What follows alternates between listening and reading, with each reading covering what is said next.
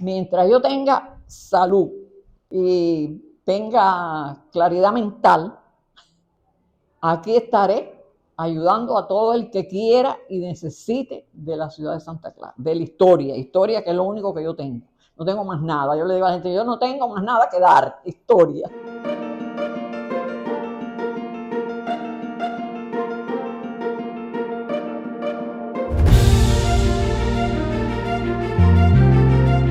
Me sorprendí con ese reconocimiento porque a mí nunca se me había ocurrido que yo pudiera tener alguno de los estímulos o reconocimientos que el gobierno municipal otorga a las personalidades de la ciudad. Y yo, por ejemplo, como he estudiado la historia local, pues lógicamente he leído desde la colonia, la neocolonia y después en la revolución, todo esto de cómo los gobiernos municipales otorgaban hijos ilustres, hijos adoptivos, la llave de la ciudad y otros más que ya existieron antes, que ya cambiaron las nominaciones. Yo me imaginaba que era un reconocimiento de aporte a la historia, a la cultura, que es lo que yo más o menos he venido haciendo estos años. Entonces, cuando dijeron el nombre, me paré muy sorprendida y bueno, desde luego halagada y agradecida de que las personas que me propusieron desde acá, desde la cultura, y ellos que lo aprobaron allá en el gobierno, bueno, hayan tenido esa deferencia, ¿no?, en otorgarme ese reconocimiento.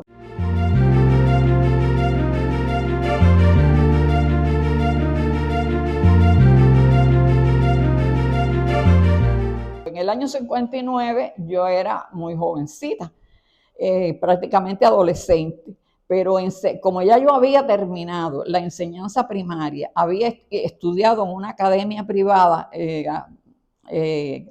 mecanografía y ortografía, algo que me ayudó muchísimo para el futuro. Y entonces había estudiado corte y costura, había sacado mi título de corte y costura, tenía todas esos conocimientos ya. Entonces comencé a ayudar, a apoyar en todo lo que fuera necesario.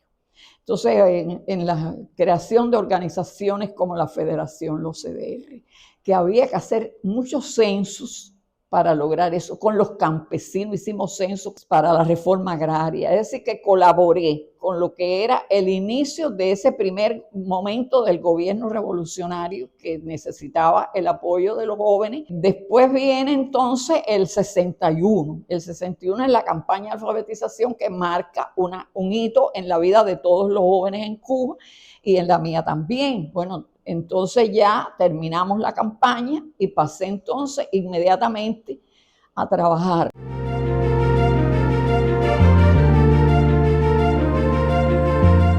Hice otra especialidad en el ISA de Historia de la Cultura Cubana, pero eso conllevaba que cada vez que usted terminaba un periodo histórico tenía que con los alumnos trabajar la localidad. Entonces yo, cuando eso estaba sucediendo, me daba cuenta que nadie sabía nada de la historia regional y local, porque la historia estaba detenida en la primera historia que escribió Manuel Dionisio González en el siglo XIX, que fue la memoria histórica de Santa Clara y su jurisdicción. Estaba detenida en ese libro. Entonces el partido decidió crear comisiones de historia local y provincial. Y Virgilio era profesor de la universidad en historia y tenía esa responsabilidad. Con su equipo de trabajo, entonces me uní a ellos, no para yo formar parte de la comisión de investigación, sino para que ellos me ayudaran en cuanto a obtener yo información y conocimiento. Bueno, así yo logré irme introduciendo en la historia local, preparar materiales y bueno, hasta el punto que logré hacer un programa que recogía, un programa integral, porque no era parciales, temas sueltos así, no, era un programa integral de colonia, neocolonia y revolución. Y a partir de ahí empecé yo a trabajar el curso de historia local. Desde entonces, que eso es a finales de la década de los 80.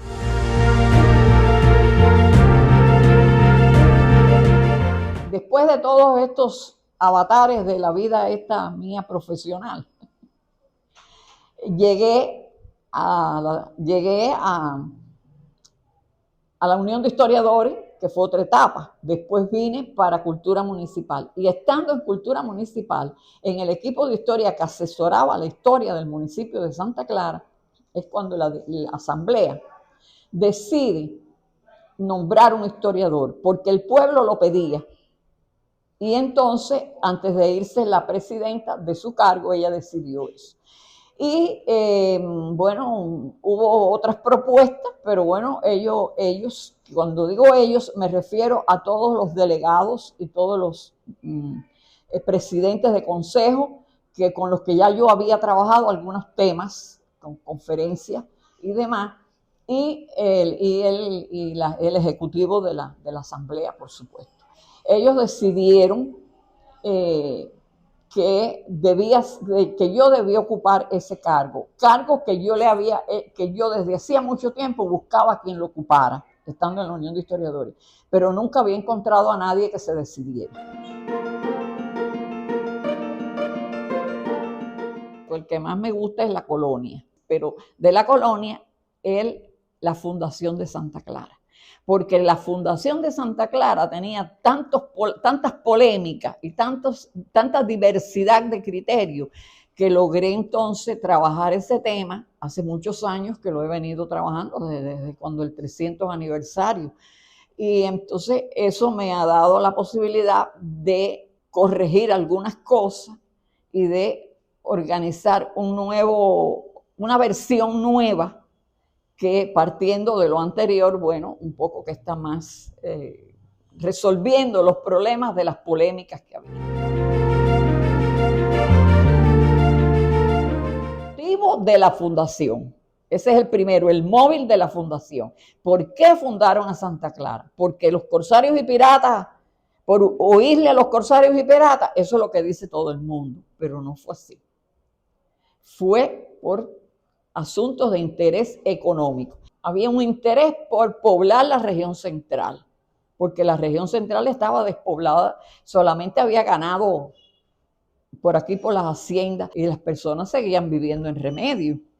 Entonces, el poblamiento interior fue un punto. El otro punto es la familia fundadora, que hay como 6 o 7 versiones, pero no estaban fundamentadas. Solamente estaba fundamentada la de Manuel Dionisio, pero nunca nadie había dicho que él lo hacía por el concepto de núcleo familiar. Eso fue lo que yo le aporté, porque vi que eran núcleos familiares, y ese es su concepto. Y así fueron 18 familias. Entonces, Natalia Raola Ramos, en sus investigaciones para demostrar que el hecho era económico, encontró que eran familias. Todas esas personas que vinieron para acá, que eran como 174, 175. Natalia Raola Ramos nos dice que eran familias por lazos consanguíneos. Las dos versiones no se contradicen, porque la de Natalia Raola, partiendo de lo que dijo Manuel Dionisio, ella lo que le adiciona algo novedoso, y es que es las familias consanguíneas. Y ese es otro concepto de familia en el cual nosotros convivimos, es decir, que tiene actualidad. El lugar de la fundación, bueno, ese sí costó bastante trabajo descifrarlo, porque la fundación fue al lado del río La Sabana, bueno, que hoy es el río Bélico. Allí se hace la misa fundacional y se dejó una cruz, como siempre se acostumbraba, porque estamos hablando del siglo XVII, 1689. Manuel Dionisio pudo hacer un plano y ponerlo en su memoria histórica, donde él marca el lugar donde se conoció que había una cruz. Por lo tanto, era el más verídico. ¿Y por qué entonces hicieron el monumento acá? Porque el monumento está dedicado a la familia fundadora, podía haberse hecho allí. Ahí viene entonces la segunda parte de esta historia que esclareció el por qué el lugar de la fundación es allá y el monumento está acá.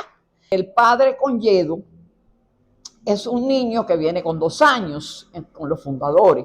Creció aquí, La abuela lo mandó a estudiar sacerdocio a La Habana, se preparó, se graduó, vino a Santa Clara y aquí él ejerció sus funciones como sacerdote, sus funciones religiosas, y entonces quiso perpetuar el lugar de la fundación y pidió permiso para construir allí, al ladito de la cruz, una ermita. Estoy hablando de los primeros momentos del siglo XVIII. La inauguración de esa ermita, que era de madera, guano, una chocita, que era lo que se estaba construyendo en ese tiempo aquí, en los primeros pobladores de Santa Clara. Los vecinos, en aquel ambiente religioso, ¿qué hacen? Empiezan a pedirle al gobierno que les facilite solares allí cerca y van mudándose para allá.